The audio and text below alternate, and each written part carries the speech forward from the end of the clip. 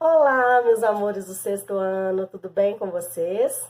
Aqui quem vos fala é a professora Elaine Dark. Hoje nós vamos fazer a correção da semana 4 do PET 4.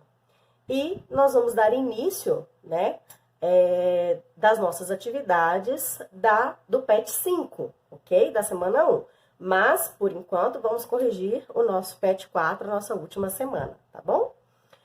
Nessa última semana, nós vamos fazer a continuação da semana 3, que foi o início lá falando sobre a Grécia.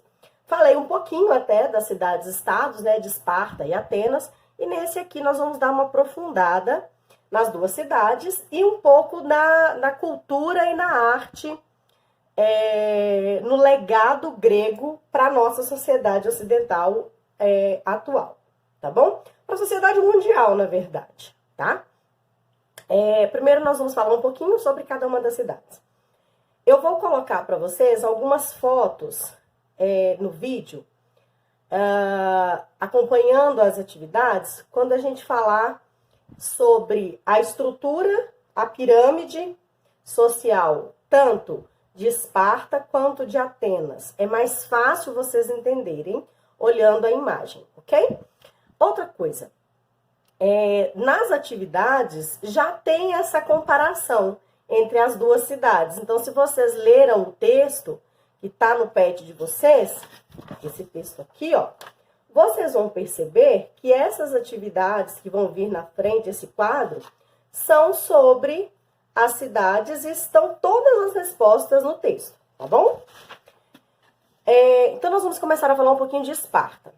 Esparta era uma das cidades-estados mais importantes da Grécia. Ela era uma cidade extremamente militarizada, tem até um filme muito bacana sobre Esparta, um pouquinho violento, tá, gente? Então, não recomendo muito para assistir sozinho e nem, não sei. Se os pais de vocês quiserem assistir com vocês, tudo bem. Que é um filme chamado 300. O filme é a disputa entre Esparta e os persas. Tá? Inclusive, tem até um ator brasileiro que faz parte do filme, que é o Rodrigo Santoro, que é o líder do Império Persa. E falar sobre os persas é você falar em uma sociedade extremamente militarizada, tá? Era uma sociedade onde eles privilegiavam os homens. Como assim privilegiavam os homens, gente? Privilegiavam os homens com relação à guerra, tá? Mas as mulheres lá eram extremamente livres.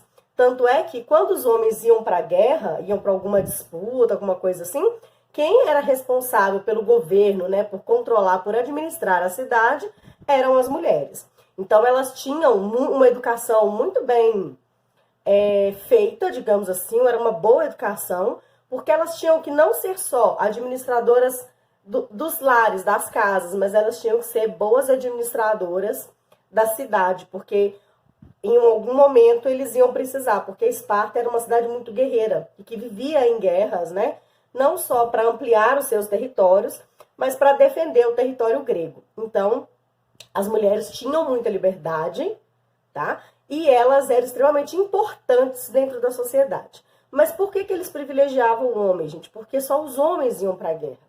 E homens com boa saúde. Se nascesse algum homem, com alguma deficiência física, algum problema físico ou mental, ele não era levado para o exército.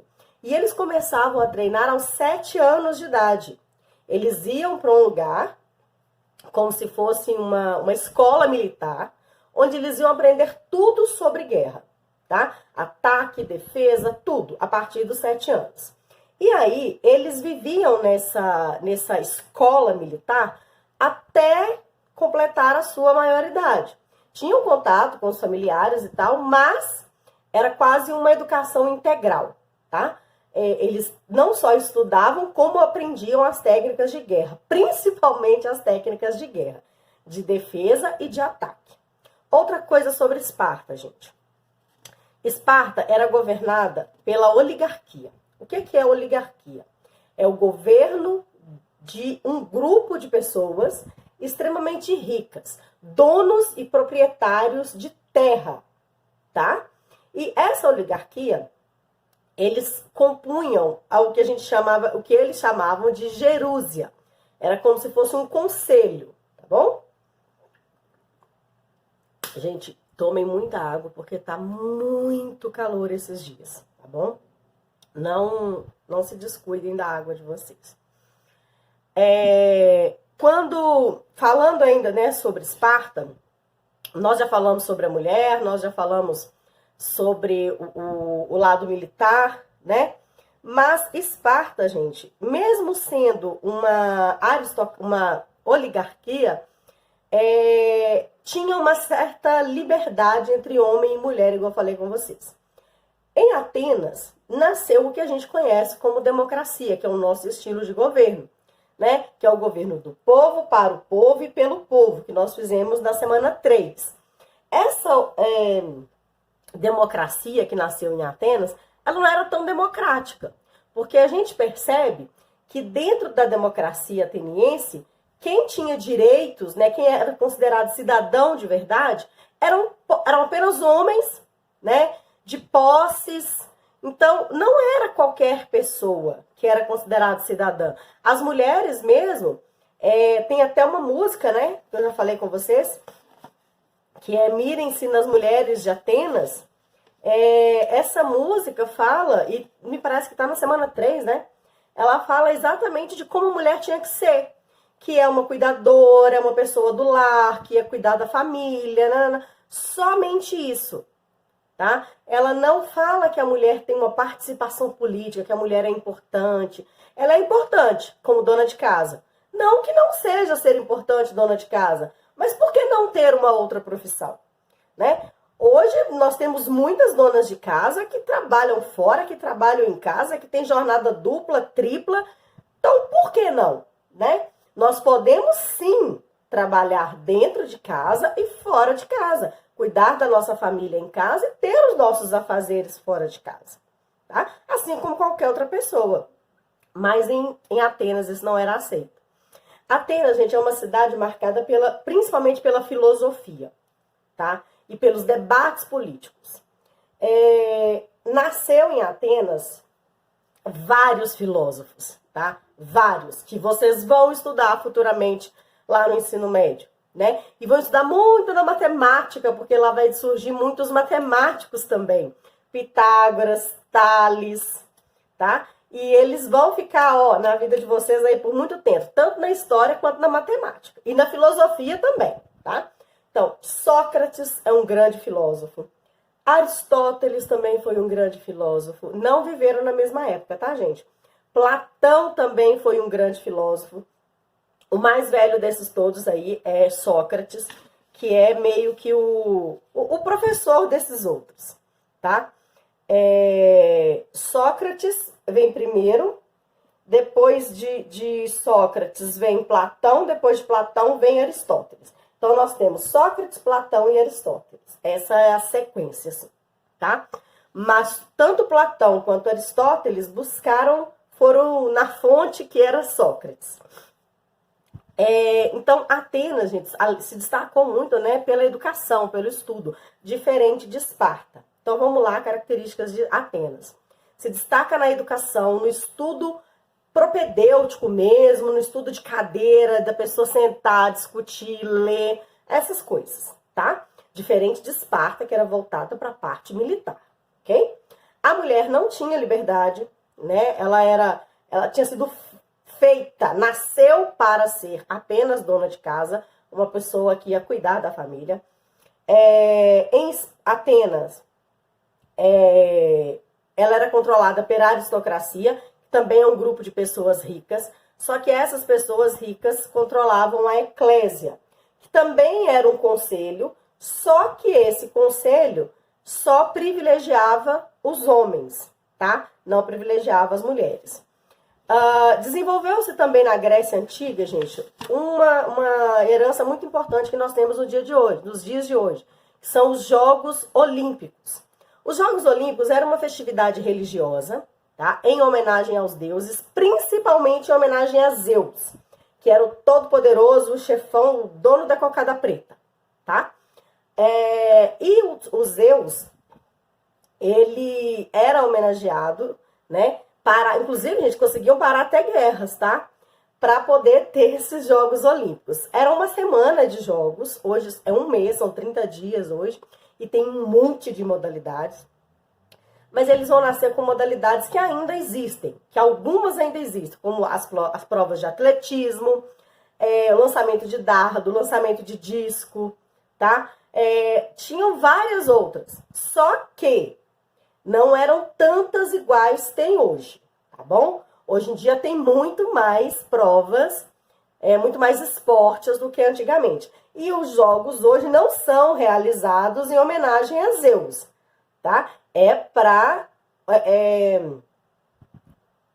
Pelos próprios atletas e para valorizar o esporte, né, e incentivar o esporte, tá bom? Não só o esporte, como o companheirismo, a educação, né, a honestidade, tudo aquilo que o esporte traz de bom para a gente.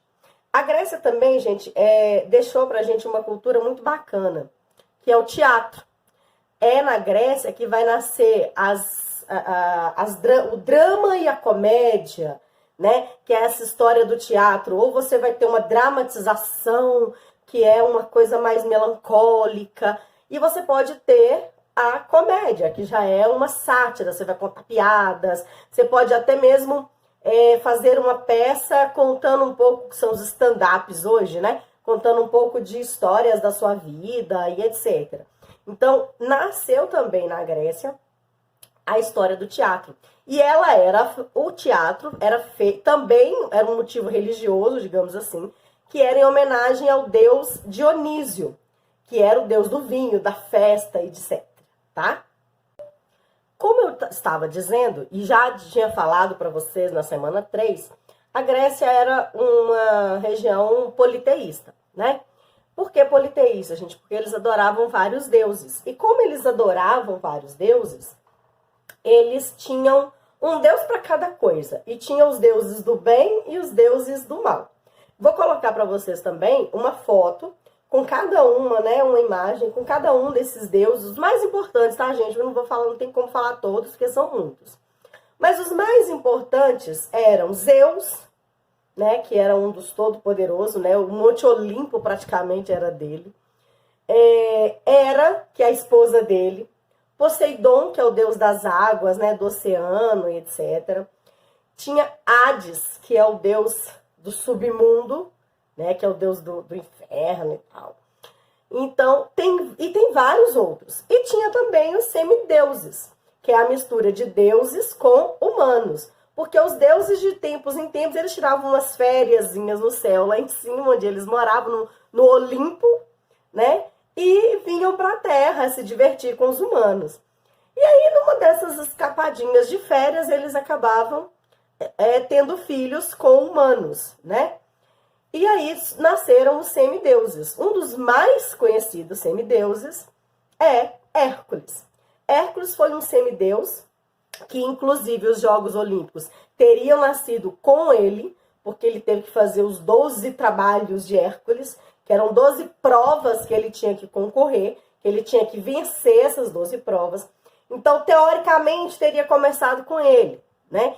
E aí, depois foi passando para outros guerreiros, para também cada um mostrar o seu valor. Mostrar que era forte, que era corajoso, tá bom? E uma outra coisa muito importante também, gente, que é muito interessante, várias colunas, nós temos casas com colunas deslumbrantes e tal. Templos, né, com várias colunas. E a Grécia, ela criou 3 tipos de coluna, né? Vou colocar para vocês também uma foto mostrando isso, tá bom? Essas colunas gregas, né, cada uma tinha um estilo diferente. Colunas dóricas, colunas eólias, colunas jônicos, que são aqueles povos que habitaram, que começaram a Grécia, que está lá na semana 3 que nós estudamos. Então, agora nós vamos corrigir as atividades, tá bom?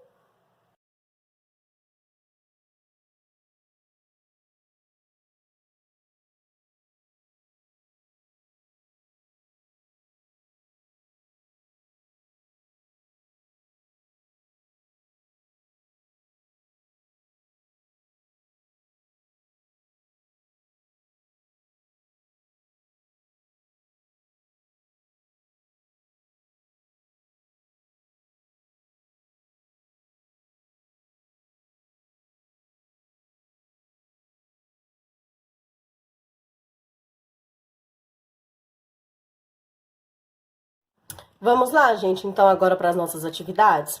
Aqui nós temos o texto Militarismo Espartano, a Democracia Ateniense e as Mulheres na Grécia Antiga.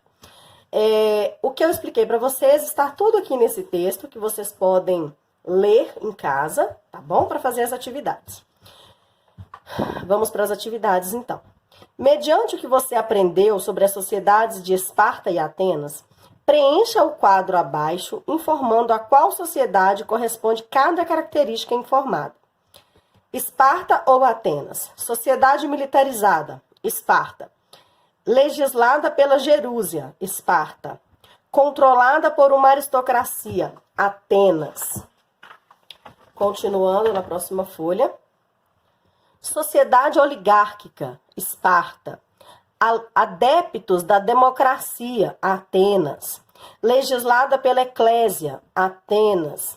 Mulheres circulavam livremente, Esparta. Mulheres sem participação política, Atenas. Agora nós vamos para o número 2. Atualmente, a grande maioria dos países ocidentais vivem em regimes considerados democráticos e defendem a democracia como fator essencial para a vida pública de suas sociedades. Sabendo que este conceito surgiu em Atenas no século 6 a.C. e que nações como o Brasil são adeptos desse regime, escreva o que você entendeu como democracia na atualidade. Gente, aqui eu fiz um pequeno texto, tá? E eu quero que vocês prestem bastante atenção nas palavras que eu coloquei, ok? Democracia é um estilo de governo onde o poder supremo está nas mãos do povo. Esse poder é exercido com o voto em eleições diretas. O que são eleições diretas, gente? Eu posso escolher os meus governantes, tá? Onde o povo escolhe os governantes do seu país, os quais devem governar em favor de todos os cidadãos, de forma justa, igualitária e com equidade, olhando as necessidades de todos e não apenas de um grupo. A democracia é o poder do povo, para o povo e pelo povo. Infelizmente, em muitos países que adotam a democracia como forma de governo, ela não é respeitada e muito menos cumprida da forma correta. Infelizmente, né, gente? Aqui nós temos um outro texto sobre a cultura grega do mundo clássico para o Ocidente atual. São o que eu falei para vocês, as heranças e os legados que os gregos nos deixaram, tá bom? E agora nós vamos para as duas últimas, a atividade 3 e 4. 3. O filósofo Sócrates, de 470 a.C. a 399 a.C., em suas pesquisas acerca do sentido da vida, questionando o que as pessoas entendiam como sabedoria, disse a seguinte frase: só sei que nada sei. Diante deste enunciado, responda: o que Sócrates pretendia explicar ao proferir essas palavras, nessa frase? O que ele quis dizer com essa frase? Gente, essa é uma resposta meio que pessoal, tá? Mas eu pus a minha aqui para que vocês possam ter uma fonte maior de pesquisa, tá? Ele quis dizer que, mesmo sabendo muita coisa, ninguém pode dizer que sabe tudo. A vida é sempre um aprendizado. Faltou um azinho aqui, gente. Um aprendizado diário, contínuo. Ela é cheia de segredos. Para Sócrates, devemos dar importância ao pensamento crítico, pois ele nos faz buscar o conhecimento cada vez mais. Em sua opinião, o ser humano tem conhecimento suficiente para explicar o mundo em que vive? Explique. Para mim, Elaine, tá? Para eu aqui, eu como professora, eu como ser humano, eu como mulher. Não, eu não acho que a gente tem o conhecimento necessário para explicar o mundo todo. Por quê? Porque para mim é impossível. Acredito que nunca iremos explicar tudo que existe no mundo, pois o mundo é imenso e está muito mais além do que podemos imaginar. Número 4 e último. Qual o maior legado das festividades religiosas a Zeus, que eram realizadas na cidade de Olímpia, na antiguidade, deixou para a sociedade moderna? Existem esportes nos jogos atuais que eram praticados na antiguidade? Exemplifique. O principal legado, gente, são os Jogos Olímpicos, tá? Existem esportes ainda na atualidade? Sim. Algumas provas do atletismo, o boxe e a luta romana persistem, mas com algumas modificações.